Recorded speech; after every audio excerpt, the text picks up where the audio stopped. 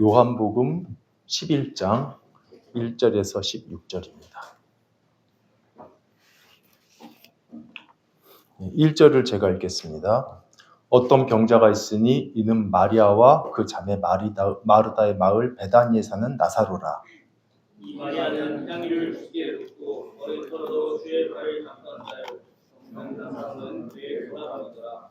이에 그 누이들이 예수께 사람을 보내어 이르되 주여 보시옵소서 사랑하시는 자가 병들었나이다 하니 예수께서 들으시고 이 병은 죽을 병이 아니라 하나님의 영광을 위하여 하나님의 아들의 이름으로 말미암아 영광을 받게 하리라. 예수께서 본래 마르다와 그 동생과 나사로를 사랑하시더니 나사로가 병들었다 함을 들으시고 그 계시던 곳에 이틀을 더 유하시고 그 후에 제자들에게 이르시되 유대로 다시 가자 하시니 제자들이 말하되 라피여 방금도 유대인들이 돌로 시작하였는데 또 그리로 가시려 하나이까. 예수께서 대답하시되 낮이 12시간이 아니냐 사람이 낮에 다니면 이 세상의 빛을 봄으로 실족하지 아니하고 밤에 다니면 빛이 그 사람 안에 없는 거로 실족하느니라. 이 말씀을 하신 후에 또 이르시되 우리 친구 나사로가 잠들었도다 그러나 내가 깨우러 가노라. 제자들이 이르되 주여 잠들었으면 낫겠나이다 하더라. 예수께서 그의 죽음을 가리켜 말씀하신 것이나 그들은 잠들어 쉬는 것을 가리켜 말씀하신 줄 생각하는지라. 이에 예수께서 밝히 이르시되 나사로가 죽었느니라. 내가 거기 있지 아니한 것을 너희를 위하여 기뻐하노니 이는 너희로 믿게 하려 함이라. 그러나 그에게로 가자 하시니 디두모라고도 하는 도마가 다른 제자들에게 말하되 우리도 주와 함께 죽으러 가자 하니라. 아멘. 예, 여러분 반갑습니다. 여러분 하나님께서는 강하신 분인가요? 아니면 좀 약하신가요? 질문이 너무 쉽고 너무 당연하면 대답 진짜 못합니다. 강하시죠. 전능하시고요. 그러면 하나 더 말씀드리면 하나님은 우리를 사랑하시나요? 안 사랑하시나요? 사랑하셔요. 그렇죠? 하나님이 강하시다. 하나님은 우리를 사랑하신다. 이 두 개 우리 다 알고 있고 너무 당연한 말이고 간단한 말인데 이 간단한 말이 우리 소망의 중요한 근거입니다. 만약에 하나님께서 우리를 사랑하시긴 해요. 그런데 전능한 분 아니라면 그러니까 우리를 엄청 아끼시는데 해주실 수 있는 게 별로 많지 않다면 우리를 어떻게 지키시겠어요? 우리가 고난 중에 있을 때 아파해 주실 수 있습니다. 그런데 한계가 있기 때문에 우리를 지켜주실 수 없어요. 근데 반대로 전능자셔요. 그런데 우리를 안 사랑하신다면 우리가 무슨 근거로 하나님께 도움을 요청할 수 있죠? 그분이 전능하셔요. 그런데요. 우리랑 아무 상관이 없습니다. 혹시 선심 쓰셔서 도와주실 수 있을지는 몰라도 그건 우리가 확신할 수 없죠. 근데 하나님은 우리를 사랑하시고요. 그리고 그분은 온 우주 만물의 주관자이시고 강한 분입니다. 그래서 예수님께서도 우리에게 기도를 가르치실 때 그 첫 문장이 이 두 가지를 담고 있어요. 하늘에 계신 우리 아버지여 라고 말할 때 하늘에 계신다는 게 단지 하나님의 어떤 공간적인 처소를 얘기하는 게 아니라 땅에 발붙이고 사는 우리들하고는 초월적으로 다른 분입니다. 예. 그리고 우리랑 같은 수준이 아니에요. 동시에 그분이 우리 아버지시라는 말 안에는 이미 그 안에는 사랑이 전제되어 있는 말입니다. 이것만 그런 게 아니에요. 우리가 늘 예배 때마다 고백하는 신앙 고백도 사도신경 맨 앞에 전능하사 천지를 만드신 하나님 아버지를 내가 믿습니다. 이렇게 얘기하잖아요. 전능하신 그 창조자가 바로 우리의 아버지라는 고백하는 겁니다. 그러니까 여러분 이 두 가지 축, 하나님은 강하시다, 그리고 우리를 사랑하신다. 이 두 축은 우리가 어떤 환경에 있더라도 낙심하지 않을 수 있는 근거입니다. 내가 곤란 중에 하나님께 기도하면요, 하나님께서는 강하시고 우리 사랑하시잖아요. 들어주세요. 근데 이제 오늘 설교는 여기에서 조금 다른 각도에서 여러분하고 나누고 싶어요. 하나님께서 우리를 사랑하시고 전능하신데 도대체 우리 현실이 왜 이래요? 모든 것을 단번에 해결하실 수 있는 분이잖아요. 우리 아버지시라며요. 그런데 왜 우리는 여러 어려움들을 겪으면서 해결도 안 되고 괴롭힘을 당하고 살고 있죠? 아니, 우리가 혹시 기도를 안 해서 그런가요? 뭐 그럴 수 있습니다. 우리가 기도를 하면 해결되는 일들이 굉장히 많아요. 예. 그런데 어떤 경우는 기도를 하고 처리하고 금식을 해도 안 되는 것들도 있더라고요. 그러니까 기도하면 신기하게도 하나님께서 정말 와 하게 들어주시는데 또 어떤 것들은 기도해도 왜 해결이 안 되지? 이게 왜 그러지? 하나님께서 이때는 강하셨다가 이때는 또 약해지셨나? 아니면은 우리가 이뻐 보이실 때는 이렇게 탁탁 들어주셨는데 좀 이렇게 사랑스럽지 않을 때는 안 들어주시고 그런 건가? 여러분 사실 우리 삶에서 사소한 문제들은 해결 안 돼도 괜찮아요. 그런데 정말 심각한 문제들, 정말 중요한 문제에서 이렇게 되면 신앙이 너무 혼란스럽습니다. 하나님께서 나 진짜 안 사랑하신 거 아니야? 하나님이 진짜 능력이 있으셔? 아니 진짜 계실까? 이런. 예. 근데 오늘 본문도 딱 그럴 만한 환경입니다. 그런 혼란의 환경. 장소가 베다니라는 마을인데 여기 나사로, 마르다, 마리아 세 남매가 이렇게 샀는데요. 예수 믿는 성도들이에요. 그 중에 나사로가 죽을 병 걸렸습니다. 뭐 당연히 두 자매는 이 소식을 예수님께 바로 이렇게 전달을 했어요. 사람 보내서 위급한 소식 전했습니다. 그리고 예수님께서 그 소식 딱 들으시고 바로 답신을 이렇게 주셨어요. 그게 4절인데 읽어볼까요? 자, 시작. 예수께서 들으시고 이르시되 이 병은 죽을 병이 아니라 하나님의 아들이 이로 말미암아 영광을 받게 하려 함이라 하시더라. 예, 누가 들어도 이 말씀은 나사로 안 죽는다는 말입니다.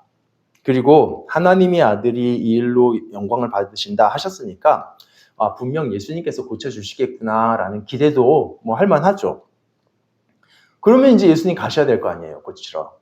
근데 이렇게 답신만 보내놓고 안 가시고 그냥 계셔요.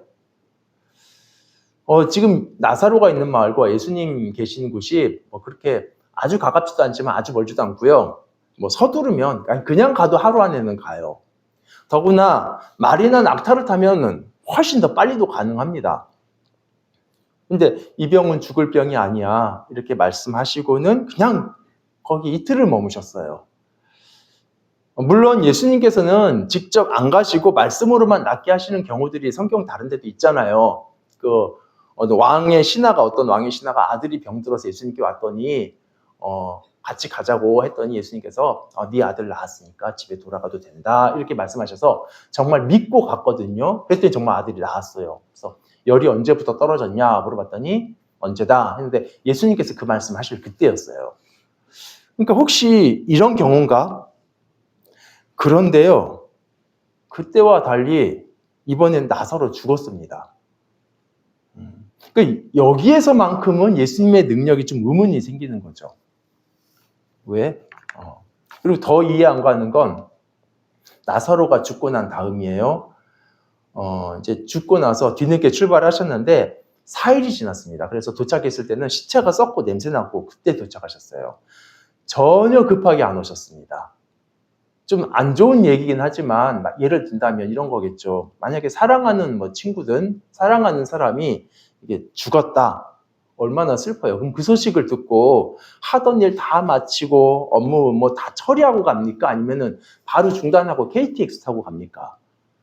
예. 근데 예수님은 나사로가 죽은 지 4일 지나서 이렇게 천천히 오셨어요. 그때는 막 이제 아까 말씀대로 썩고 냄새도 나고 그럴 때까지. 그러니까 이런 걸 보면 어떤 생각이 드냐면 예수님한테는 나사로가 별로 중요하지 않구나. 안 사랑하시나 보다.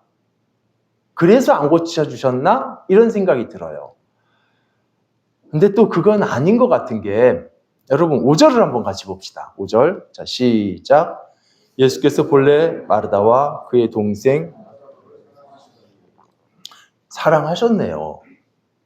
그리고 마르다하고 마리아도 이걸 잘 알기 때문에 3절 보시면 사랑하시는 자가 병들었습니다 라고 소식을 전했었어요. 그럼 고칠 능력이 여기서는 없으셨나요? 본문 안에서 실제로 그렇게 생각하는 사람들이 나옵니다. 이 37절도 한번 읽어보죠. 우리 자막 띄워서. 자, 시작. 그중 어떤 이는 말하되 맹인의 눈을 뜨게 한 이 사람이 그 사람은 죽지 않게 할 수 없었더냐 하더라. 그러니까 이 장면이 뭐냐면 예수님께서 나사로의 죽음을 이렇게 슬퍼하십니다. 그래서 우셨어요. 그러니까 사람들이 보면서 아니 그렇게 죽음을 슬퍼할 정도로 사랑했는데 이렇게 살리지 못했다면 이거 낫게 할 능력이 없어서 나사로 죽은 거 아니야? 이런 얘기하는 거예요. 어찌 보면 이게 마르다와 마리아의 입장에서도 이런 생각할 수 있습니다. 아니 아까 4절에서 이 병 죽을 병 아니다라는 그 답장 받았을 때 이 사람들 어떻겠어요? 기분이 너무 기뻤겠잖아요. 그 답장 받았을 때. 그런데 말씀하신 예수님 안 오셨고 나사로 죽었고 그럼 뭐냐고요? 물론 나사로가 죽은 시점이 언제냐 이거에 대해서 조금 다르게 해석하시는 분들도 계셔요. 이제 나사로가 그 위급하다 이거 소식을 그게 예수님께 도착했는데 도착하기 전에 이미 나사로는 죽었을 것이다 라고 해석할 수도 있습니다. 근데 합당합니다. 왜냐면은 예수님한테 그냥 평균적으로 가는데 하루 걸리고 또 거기서 이틀을 머무셨잖아요 예수님이.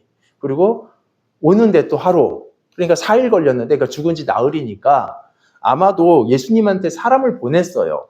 그런데 이제 그리고 나서 그 사이에 나사로가 죽은 걸로 보입니다. 근데 이렇다 하더라도 혼란스러운 건 여전한데 아니 마르다 마리아 입장에서 한번 보면 예수님께 사람을 보냈습니다. 그런데 이제 조금 있다가 나사로가 죽어버렸어요. 그리고 나서 이제 답신이 왔겠죠 나중에. 근데 안 죽는데요. 그리고 하나님의 아들이 이걸로 통해서 영광을 얻을 거다. 뭐 예수님께서 살려주신 이렇게 고쳐주신다 이런 느낌으로 봤잖아요. 뭐예요? 정말 예수님 능력 있으신 거예요? 죽었는데? 그러니까 지금 예수님의 사랑에 대해서 그리고 예수님의 능력에 대해서 이게 의문이 생기는 거죠. 그리고 실제로 해결된 거 하나도 없어요. 죽었거든요, 나사로는. 이런 신앙의 흔들림이 있습니다. 여러분 다 이해하겠지만 우리들의 직접적인 상황을 한번 이해를 해봅시다. 그걸로 설명드리면 만약에 여러분이 중요한 프로젝트가 있어요. 진행하는데 큰 문제가 생겼어요. 이거 해결 못하면 프로젝트 이제 망하는 거예요. 그래서 막 열심히 노력하죠. 그런데 해결 못하고 프로젝트가 망쳤다. 이러면 굉장히 마음이 아프죠. 그런데 이게 마음은 아프지만 신앙의 문제랑은 별로 관계가 없어요. 왜냐하면 누구에게나 있을 수 있잖아요. 근데 만약에 동일한 상황에서 문제가 생겨서 하나님께 정말 간절히 의지하면서 기도했어요. 막 새벽 기도하고 금식하고 이렇게 처리하고. 근데 그래도 망하면 그땐 좀 그렇죠. 하나님께 기도했는데 더구나 기도했을 때 하나님의 응답까지 받았다 칩시다.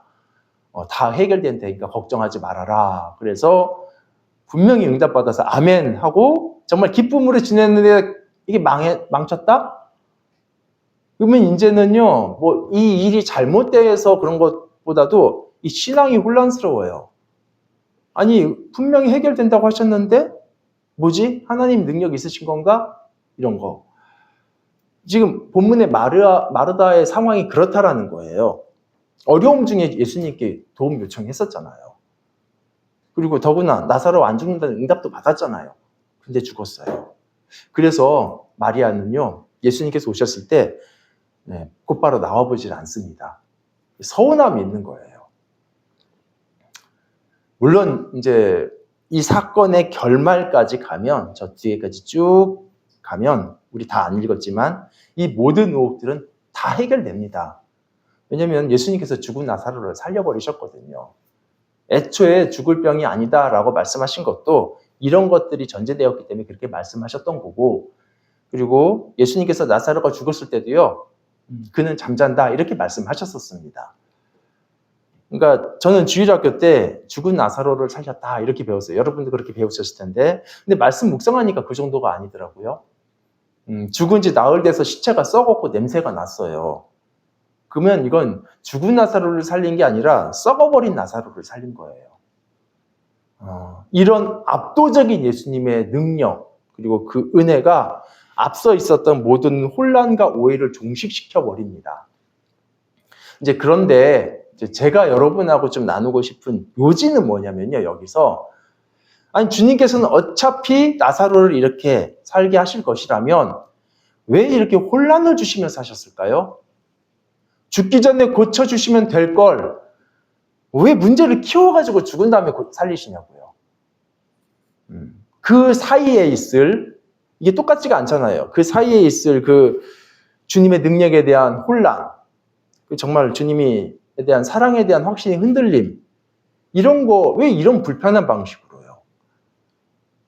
나사로가 살았을 때 미리미리 해결해 주셨으면 뭐 마리아 마음고생 했겠어요? 그리고 신앙의 혼란도 없었을 테고 주님에 대한 신뢰도 흔들리지 않았을 거잖아요. 맞아요. 만약에 그렇게 했으면 우리 믿음 흔들림 없이 변함없이 신앙 혼란 없었을 겁니다. 이건 분명히 장점인데 그런데 어떤 면에서는 단점이기도 해요.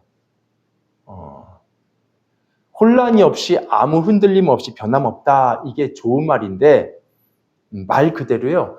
전혀 변함이 없다. 잘하지 않는다라는 말이기도 해요. 그대로다 나는. 예수님께서 사랑하는 사람들이 그 실망과 혼란을 겪게 하시면서까지 이렇게 하신 이유, 그리고 자신의 능력과 사랑이 오해받는 것까지 감수하시면서 이렇게 하신 이유는요, 변하지 않는 우리의 신앙의 틀, 그 한계 때문입니다. 절대 잘하지 않는 항상 그 수준의 믿음. 하나님은 무한하세요. 근데 우리는 한계가 있습니다. 그렇다 보니까 무한하신 하나님을 우리의 그 틀 안에서만 이해하게 되고 그 폭 안에서만 기대하고 이렇게 신뢰해요. 물론 말과 생각으로는 하나님 무한하시다 이렇게 하는데 실제로는 우리의 한계만큼만 하나님을 신뢰한다는 거예요. 그러니까 본문에서 마리아도 예수님 신뢰했죠. 딱 자신의 한계만큼만. 그래서 나사로를 고쳐주실 예수님에 대해서 기대했지만 나사로가 죽으면 뭐 하나님의 사랑?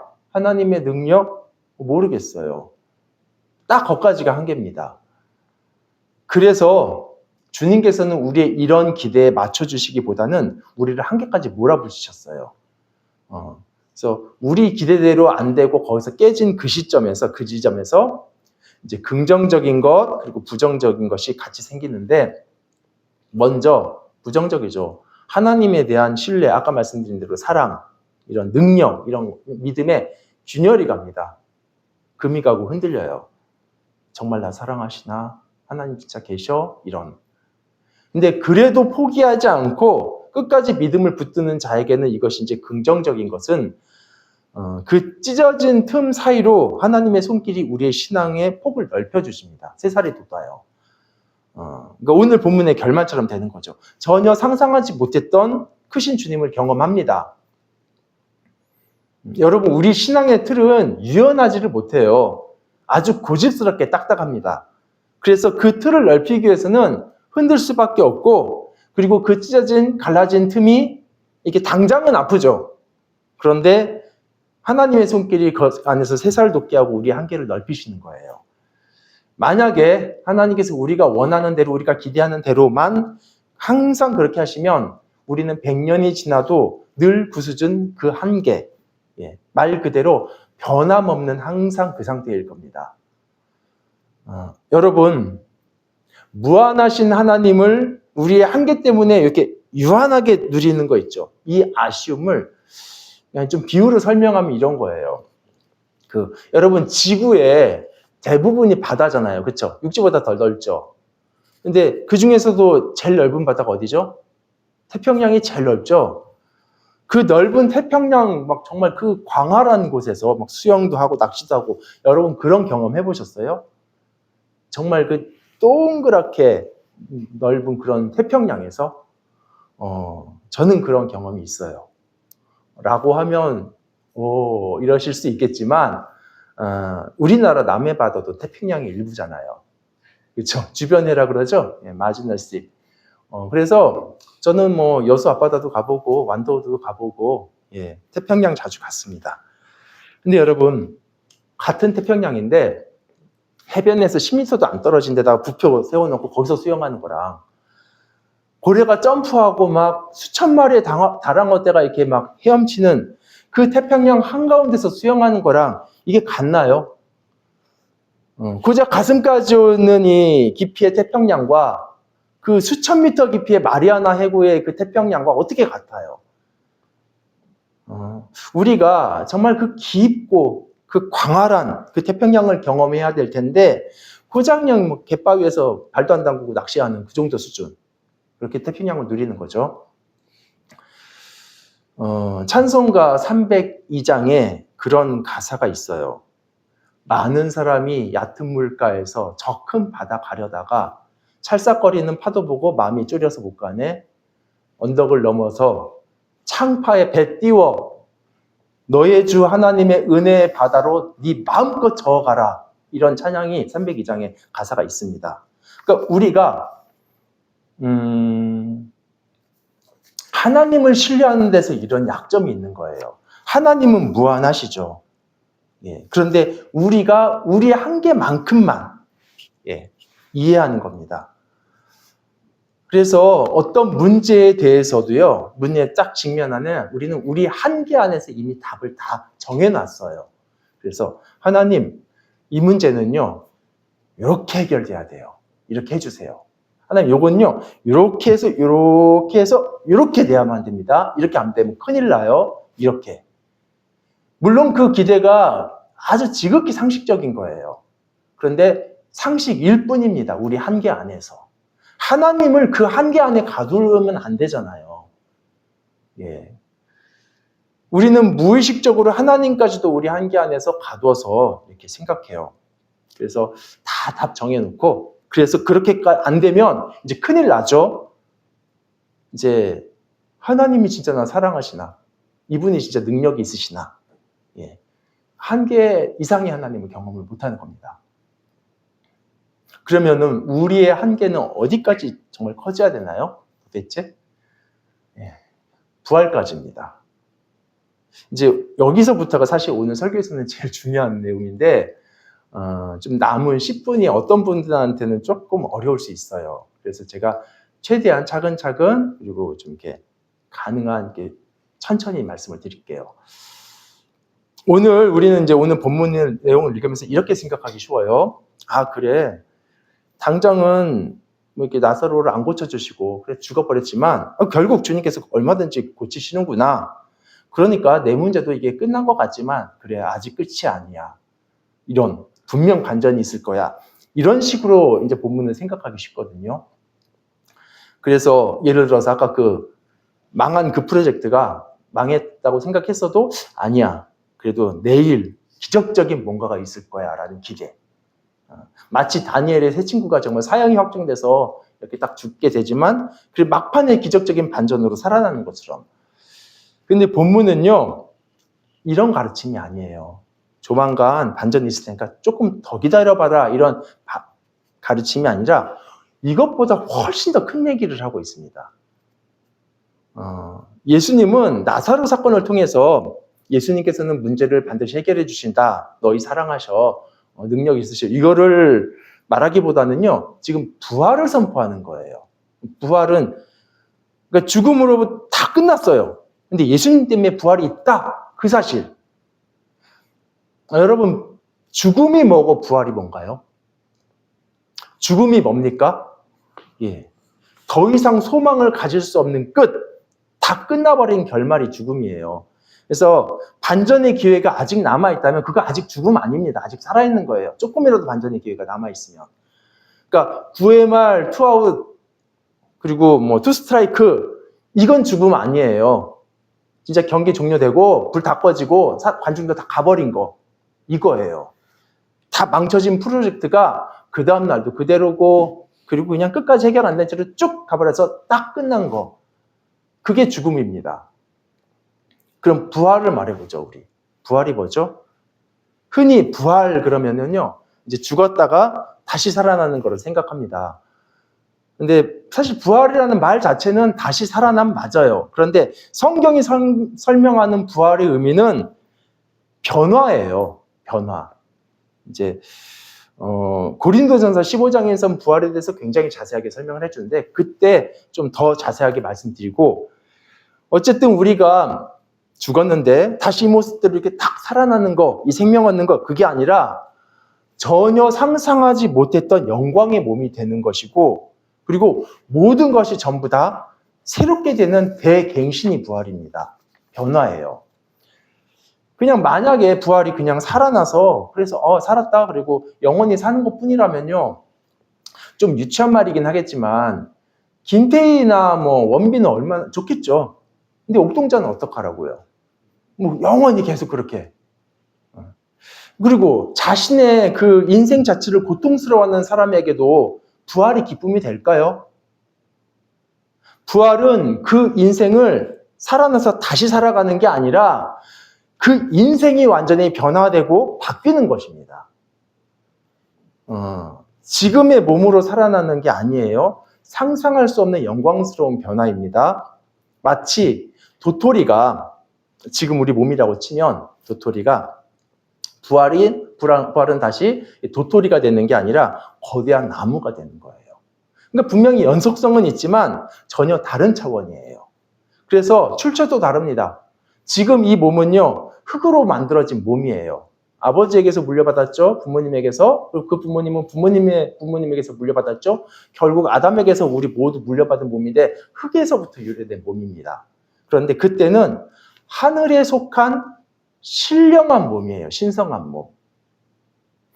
육체 맞아요. 영혼 아니에요. 그런데 신성한 영적인 몸이라는 거예요. 그래서 우리가 죽어서 흙이 됐다가 다시 그 흙이 생명을 얻는 것이 아니라 하늘로부터의 성스러운 전혀 새로운 육체를 받게 되는 게 부활입니다. 이게 고린도전서의 설명이에요. 그리고 역사의 마지막 날에 부활이 단지 우리의 몸만 변화되는 게 아니라 전부가 다 새롭게 됩니다. 그때는 하나님께서 온 세상 만물을 다 새롭게 하노라라고 말씀하셔요. 그럼 왜 지금은 새롭게 안 해주셔요? 지금이라도 해주시면 좋을 텐데 뭐 당장 지금 새롭게 해주셔도요 그 영광스러운 세상을 우리의 이 몸으로는 감당을 못합니다. 그게 고린도전서에 나와요. 그래서 영광의 세상을 지금의 속된 몸으로는 전혀 누리지를 못합니다. 오직 부활한 그 변화된 거룩한 몸으로만 누릴 수 있어요. 그때가 완성이에요, 역사에. 그래서 역사의 모든 것이 마지막에 다 새롭게 될 때에 그때에 하나님을 사랑하는 사람, 곧 그 뜻대로 부르심을 입은 자들, 바로 성도들이죠. 그간에 있었던 모든 것들이 다 합력해서 좋음이 되는 것을 우리가 확인하게 됩니다. 모든 것이 합력하여 선을 이룬다. 오늘 뭐 이게 주보 칼럼에도 좀 그 내용이 써져 있는데요. 이 말을 좀 잘 생각해 보십시오. 내 인생에서 많은 것들이 있는데 나쁜 것들은 다 제거하고 좋은 것들만 남겨서 결국 선이 되는 게 아니에요. 나쁜 것들 포함해서 모든 것이에요. 내 인생의 모든 것들이 하나님의 손길 안에서 좋음이 되는 겁니다. 이건 나쁨이었는데 분명히 이거가 합력해서 선이 된다라는 거예요. 이걸 좀 어떻게 설명해야 될까 몰라가지고 이제 칼럼에 좀 그 내용을 썼거든요. 한번 꼭 읽어보세요. 쉽게 말하면은 아까 그 부활은 아까 그 망쳐진 그 프로젝트가 이게 기적적으로 좋아진다 뭐 그런 거 아니라 그랬죠. 그게 아니라 망쳐진 상태로 그냥 반전 없이 끝나버렸어요. 죽음으로 끝났어요. 그런데 마지막 날에 이 망쳐졌던 이것까지 포함해서 가장 선이 이루어진다라는 거예요. 이거 빼고가 아니라 이게 부활입니다. 그래서 부활을 믿는다? 우리가 부활을 믿는 이거 작은 게 아니죠. 이건 그냥 내가 다시 살아날 거야. 죽고 나서 고생하다가 뭐 살았다가 죽었는데 이제 부활해서 천국 간다. 이거 사실을 믿는 거 정도가 아니라 지금의 이 모든 삶, 부조리함 이런 것들 포함해서 모든 것들이 바로잡아지고 갱신되는 것을 우리가 믿는 거예요. 최종적인 하나님의 능력과 하나님의 사랑을 신뢰하는 거라고요. 부활을 믿는다는 거는. 근데 이런 일이 정말 가능할까요? 물론 가능하지 않아요. 우리의 한계 안에서는. 이렇게 망쳐버리는 프로젝트가 어떻게 도움이 돼요? 근데 하나님께도 한계가 있는 건 아니거든요. 실제로 하나님께서는 일어날 수 없는 불가능한 이 샘플을 보여주셨습니다. 그게 뭐냐면 바로 예수님의 십자가와 부활이에요. 여러분, 십자가는 여러 면이 있어요. 굉장히 다양한 면이 있는데 그 중에 하나는 굉장히 사람이 할 수 있는 가장 악한 일 중에 하나가 바로 십자가입니다. 뭐 우리가 프로젝트 망친 거에 비할 수가 없고 이게 가장 악하고 부조리한 거예요. 모든 사람들이 담합해서 하나님을 죽였어요. 그리고 의로운 분이 억울하게 죽임을 당하고 고통을 받는 그 시점에 하나님께서는 정말 능력이 하나님, 정의로우신 하나님이니까 짠 나타나셔서 구원하셔야 되는데 아무 반전 없이 그냥 두셨습니다. 그래서 십자가 앞에서 우리는 굉장히 하나님에 대한 많은 의문을 갖게 돼요. 아니, 예수를 죽게 놔둔 하나님은 정말 사랑이 있으신 건가? 이런 악한 상황에서 아무것도 안 하신 하나님은 정말 정의로운 분 맞나? 이분은 전능하신 분 맞아? 이 모든 의혹을 가질 만한 사건이 바로 십자가입니다.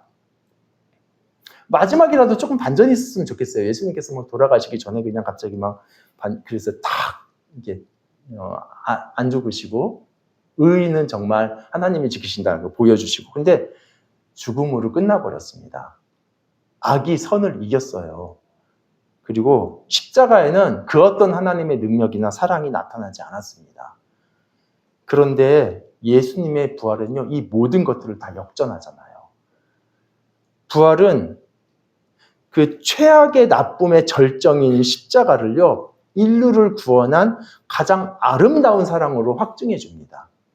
그리고 무능하게 악에게 무력하게 패배당한, 죽음당한 그 십자가의 죽음이 사실은 그게 모든 정사와 권세와 악을 이긴 승리였다. 십자가가 승리였다. 이것을, 그러니까 정말 하나님의 능력이라는 것을 보여주는 거죠.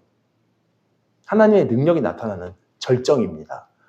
그래서 가장 쓰레기 같은 것도 가장 고귀하게 바꾸시는 이 역전, 우리한테서는 불가능하죠. 지금 하나님 얘기하는 거잖아요. 근데 우리는 그 하나님을 우리의 한계 안으로 자꾸 가다 놓는 거잖아요. 그리고 여러분, 바로 이 예수님과 하나 된 우리들, 성도들도 이런 부활이 있다라는 것을 성경이 약속을 합니다. 우리에게도 이런 부활이. 그래서 여러분과 저의 삶에도 사실 예수님만큼은 아니지만, 십자가만큼은 아니지만 정말 설명할 수 없는 이상한 부조리들이 많아요. 모순, 억울함, 후회, 그렇죠? 하나님께서 우리를 사랑하신데 왜 그냥 이렇게 두셨지? 하나님 전능하신데 왜 해결 안 해주시지? 이런 것들. 그러니까 이 땅에는 정말 하나님의 사랑과 능력으로 설명이 안 되는 게 참 많아요. 그런데 성경은 이런 우리에게 십자가와 부활을 보여주시고 그리고 우리에게 그 부활을 약속하신 겁니다. 아는 분 중에 어떤 분은 목회자로 헌신하시고요. 이제 정말 본인의 어떤 하고 싶은 것들을 이제 예수님을 위해서 내려놓고 그리고 열심히 신학 공부하시고 심지어 유학까지 가가지고 열심히 공부하고 이제 학위 받고 귀국하셨어요. 제가 이제 귀하게 사역해야 되는데 한국 돌아와서 건강검진을 했는데 병이 발견돼서 3개월 후에 돌아가셨어요. 이 허망함을 어떻게 설명해야 돼요? 제가 참 친한 어떤 목사님은 정말 신실한 분이신데 건강상의 이유로 아무것도 못하셔요. 저는 너무 안타깝죠. 그래서 기도해요. 하나님 정말 좀 고쳐주시고 회복을 주십시오. 회복을 주실 거라고 믿고 있어요. 그런데 설령 회복이 안 된다 하더라도 그런 상황은 안타깝지만요. 근데 저는 부활을 믿어요. 부활의 반전을 믿어요. 그렇게 끝나버린다 하더라도 우리의 모든 것들이 새로운 가치로 자리매김하는 순간입니다. 부활은. 그래서 우리의 모든 나쁨들 포함해서예요. 억울한 거 포함해서 내가 잘못했던 것도 포함하고 돌이키고 싶은 그 후회스러운 그런 것도 다 포함해서 우리의 모든 것들이 합력해서 가장 좋은 선을 만드는 역전의 날을 기대합니다. 이거는요, 우리의 한계를 넘어가는 하나님의 능력의 결과고 일방적인 은혜의 결과예요. 사랑입니다. 그래서 여러분, 지금 여러분이 겪는 것들 많잖아요. 그거 어려운 것들, 그거 다 합쳐서 결국 도움이 될 겁니다.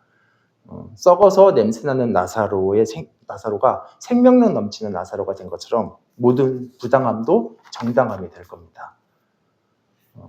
그러니까 여러분, 나 죽고 나서 지금까지 살았던 거는 싹 이제 지워지고 이제 부활했으니까 그래 됐다, 이게 아니라는 거예요. 우리가 살아온 모든 것들 다 보상이 된다라는 거예요. 그래서 여러분, 아까 말씀드렸지만 부활을 믿는다? 이거 절대 가볍게 여기시지 마세요. 죽음은 사람의 한계입니다. 그런데 부활을 믿는다고 말하는 것은 여러분은 그 사람의 한계 이상을 여러분이 인정한다라는 얘기예요. 지금 세상 다 망가졌고 나 자신도 한심하게 망가졌고 그리고 하나님의 사랑이나 정의나 능력이 의문 갈 만큼 모든 거 다 엉망인데 그리고 이 상태로 끝나더라도 나 주님 신뢰한다 이 말하고 똑같은 거예요. 부활을 믿는다라는 거는. 한 번만 더 말씀드리면 중요하니까 우리가 부활을 믿는다 이거는 이 땅에서 모든 부당함과 잘못됨이 있어도 또 내가 실수로 내 인생을 망쳤다 할지라도 하나님을 바라보고 그 뜻대로 부르심을 입은 자에게는 소망이 있기 때문에 끝까지 하나님을 신뢰한다라는 거예요. 끝이 났어도. 이거는 우리가 이해할 수 없는 한계 이상의 주님을 받아들이는 겁니다. 물론 우리 마음에 혹시 이제 이런 마음은 있을 수 있어요. 뭐냐면 아니 근데 진짜 부활이 있을까? 이런 거. 그냥 이렇게 어려움 겪고 있는데 여기서 이거 보상 못 받고 이대로 끝나면은 이거 그냥 끝 아니야? 이런 불안함이요. 그래서 이 땅에서 뭔가 보상을 다 받아야만 될 것 같은데 여기서 못 받으면 다 끝이고 진짜 부활이 없으면 어떡하지 이런 걱정이에요. 근데 만약에 그렇게 생각한다면 나사로의 죽음 앞에서 한계에 부딪힌 마리아와 같습니다. 나사로가 죽어버린 다음에 이제 예수님을 나타나셔도 뭐 별로 기대하는 게 없어요. 이제 끝났으니까. 그 한계 이상을 전혀 바라보지를 못하니까. 죽기 전에만 희망이 있는 거죠. 죽어버리고 나면 아무 소망 없다고 하는 거. 이거는 지금 우리 한계 안에 갇힌 거잖아요. 그래서 예수님께서 나사로 사건을 통해서 보여주신 게 뭐냐면요. 바로 우리가 이런 한계에 부딪히지만 예수님의 그 부활을 보여주시는 거예요. 이게 있다라는 거를. 그냥 내가 너 어렵지만 해결해 줄게 이런 선의가 아니라 부활을 선포하신 거라고요. 여러분 사실 나사로가 살아난 것 자체는 부활이 아닙니다.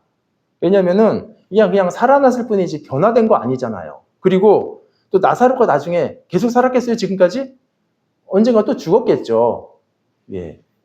그러니까 나사로를 살리신 거는 그냥 살린 게 아니라 부활이 있다라는 것을 보여주시기 위한 거지 이거 자체는 부활이 아니에요.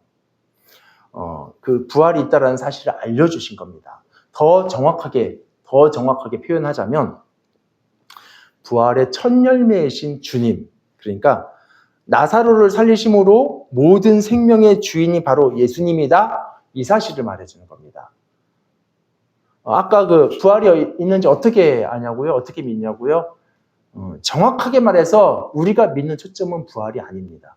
우리 부활을 믿지만 그 초점은 부활을 믿는 게 아니에요. 부활을 주시는 예수님을 믿는 거예요. 우리는 성도는 기적을 믿는 사람들이 아니라 얼마든지 기적을 일으키실 수 있는 그분을 신뢰하기 때문에 기적을 있다라는 걸 믿는 거죠. 우리의 믿음의 초점은 예수님이에요. 그래서 저는 나사로가 살아난 거 제 눈으로 본 건 아니지만 그런데 믿어요. 왜냐면은 그가 어떻게 살아났는지 설명할 수 있어서도 아니고 이해가 돼서 믿는 게 아닙니다. 그 일을 이루시는 예수님을 믿거든요. 그분이라면 그분의 사랑이라면 그분의 능력이라면 그분을 신뢰하기 때문에 나사로가 살아난 기적 믿을 수 있어요. 그래서 우리의 부활 이게 과연 모든 것이 바뀔 수 있을까? 우리의 부활에 대해서 이해가 되기 때문에 믿는 게 아니라 그 부활의 주인인 예수님을 믿기 때문에 예, 모든 것 바꾸실 거다. 그것을 확신하는 겁니다. 여러분, 우리 부활하게 돼요. 어떻게 하냐면 아까 말씀드린 대로 설명할 수 없지만 예, 그 생명의 주인 예수님을 믿기 때문에 그래서 부활을 믿습니다. 말씀을 정리할게요. 우리는 하나님의 능력, 하나님의 사랑을 믿고 인정해요. 그래서 기도도 하고. 그러나 이상하게도 현세 안에서만 그 능력과 사랑을 찾고 있게 확인하려고 그래요. 이 땅 안에서 보상도 받고 이 땅 안에서만 회복이 돼야지, 그래야 하나님은 능력 있고 그래야 하나님은 우리 사랑하시는 거. 반대로 한계를 넘어가 버리면 이제 불안하고 의심하고. 여러분 혹시 이렇게 그 모든 보상을 어떻게 해서든지 이 땅 안에서 다 받으려 하는 것이 혹시 부활을 못 믿어서 그런 건 아닐까요? 하나님에 대한 신뢰를 내 한계 안에서만 이렇게 인정하려고 하는 거. 여러분 오늘 본문에서 제가 거듭 중에서 말씀드렸는데 예수님께서 나사로를 살리신 거는 우리의 모든 어려움 해결해 주시겠다 그거 가르치시려는 게 아니라 모든 것을 전부 다 바꿔버리는 더 큰 그 부활이 있다는 것의 선포입니다. 그래서 25절에서 예수님은 예수님 자신이 부활이고 생명이라고 말씀하셨어요. 우리가 이 예수님을 믿는 거예요. 유한한 우리가 무한하신 주님을 믿는 게 이겁니다. 그래서 여러분 우리는 사실 우리의 한계를 넓힐 수 없어요. 정확하게 말하면. 아까는 우리의 한계가 넓어진다 이렇게 말씀을 드렸지만 우리가 유한한 존재인데 어떻게 이게 무한히 넓어질 수 있겠어요? 넓어진다 할지라도 이게 그 역시 한계가 있을 뿐이지 무한은 아닙니다.